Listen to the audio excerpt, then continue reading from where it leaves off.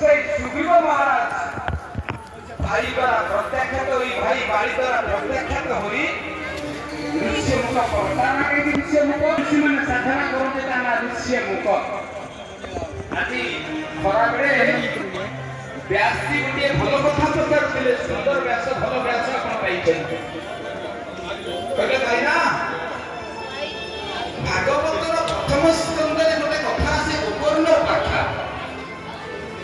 ଗୋକର୍ଣ୍ଣ ଉପାଖ୍ୟା କଲେ କେବଳ ଧୁନ୍ଦୁକାରେ ମୁକ୍ତି ପାଇଲେ 7 ଦିନ ଭାଗବତ ଶୁଣେଇବେ, ଅନ୍ୟ ତ କେହି ମୁକ୍ତି ପାଇଲେ ତ ଅନ୍ୟମାନେ ଶୁଣିଥିଲେ। କାହିଁକି ସବୁଠାରୁ ଯେ ଖରାପ, ସବୁଠାରୁ ଯେ ଜଘନ୍ୟ ପାପୀ ସେ ମୁକ୍ତି ପାଇଲା। ଯେଉଁମାନେ ତତ୍ତ୍ୱ କରିବେ ତା ଭିତରେ ମିଶିଯାଆନ୍ତି। ମୁଁ ଆପଣ ଜାଣିଛନ୍ତି ନା ସବୁଦିନ ଏଠି ଆପଣଙ୍କୁ ଦିଟା ପ୍ରସାଦ ଦିଆଯାଉଛି। ଏ କମିଟିକୁ ଦିଆଯାଉଛି। ସେ ପ୍ରସାଦଟା ଆମ ପେଟକୁ ଯାଉଛି, ପାଟି ଖାଉଛି, ଦାନ୍ତ ଖାଉଛି, ଜିଭ ଖାଉଛି, ଆମକୁ ଭଲ ଲାଗୁଛି। ଏଟା ଜୀବକୁ ଦିଆଗଲା। ସନ୍ଧ୍ୟାବେଳେ ଯୋଉ ପ୍ରସାଦ ବର୍ତ୍ତମାନ ଦିଆଯାଉଛି ଏକୁ କଣ କହନ୍ତି? ଏକୁ କହନ୍ତି ଜ୍ଞାନ ପ୍ରସାଦ। ଆମ ସମସ୍ତଙ୍କ ଶରୀର ଭିତରେ ଦିଟା ଜିନିଷ ଅଛି, ଗୋଟେ ଜୀବ ଆମେ, ଆଉ ଗୋଟେ ପରମ। ପରମ କିଏ? ଆତ୍ମା। ଆମ ଶରୀର ଭିତରେ ଯିଏ ଛୋଟିଆ ଆତ୍ମା ଟିକେ ଅଛି, ସେ ଚାଲିଗଲା ପରେ ଆମ ନାଁଟା ହଜିଯିବ। ଆମକୁ କଣ କହିବେ କହିଲେ? ଆରେ ଏଠି ଶବ, ଆମ ନାଁ କଣ ହେଇଯିବ? ଶବ। ଏଠି ରାମ, ଦାମ, ଶ୍ୟାମ ଆଉ କେହି କହିବେନି, ରାମ କହିବେନି, କଣ କହିବେ? ଲାଶ। ଏ ଲାଶଟା ପଡିଛି, ଏ ଶବଟା ପଡିଛି ରେ, ଆମ ନାଁଟା ବଦଳିଯିବ କେବଳ ଜଣକ ପାଇଁ। କିଏ? ଆତ୍ମା। ଆପଣ ମାନେ ସମସ୍ତେ ଖାଉଛନ୍ତି, ଶରୀରକୁ ଖୋଳୁଛନ୍ତି, କିନ୍ତୁ ଗୋଟେ ପାପ ସବୁଦିନ ଆପଣ କରିଚାଲିଛନ୍ତି। ଆମେ ସମସ୍ତେ ସବୁଦିନ ଗୋଟେ ପାପ କରି ଚାଲିଛେ, ଜାଣିନେ ସେ ପାପଟା କଣ। ଆଜି ସେ ପାପ ଜାଣିଲା ପରେ ଆଉ ଯଦି ନ କରିବେ ପ୍ରଭୁଙ୍କର କୃପା ପାଇବେ, ନହେଲେ ଅପରାଧୀ ହେଇଯିବେ। କମିଟି ଆପଣଙ୍କୁ ଆଉ ଗୋଟିଏ ଖାଦ୍ୟ ଦଉଛି। ଶରୀରକୁ ଦେଲା ଅନ୍ନ ବ୍ରହ୍ମ, ଆତ୍ମାକୁ ଦଉଛି ଜ୍ଞାନ ବ୍ରହ୍ମ, ପ୍ରଭୁଙ୍କର ଜ୍ଞାନ ବ୍ରହ୍ମ। ଆମକୁ ପଚରାଯିବ ଆତ୍ମାର ଖାଦ୍ୟ କଣ?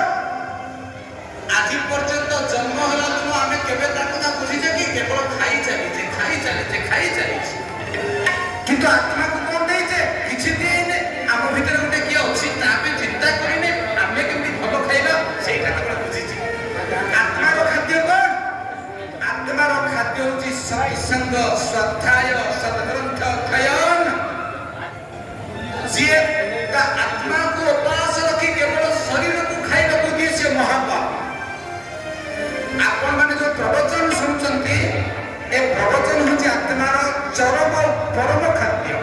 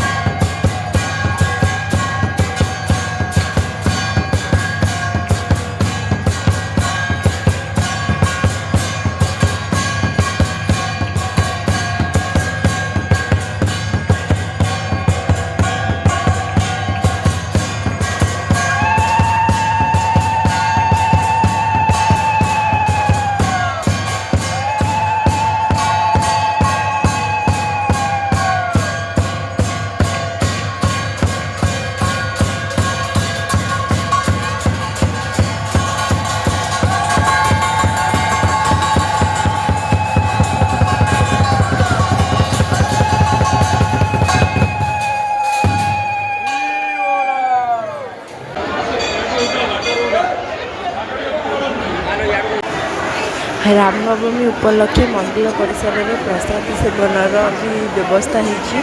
देखो शह शह लोक लाइन में बसिक प्रसाद सेवन कर।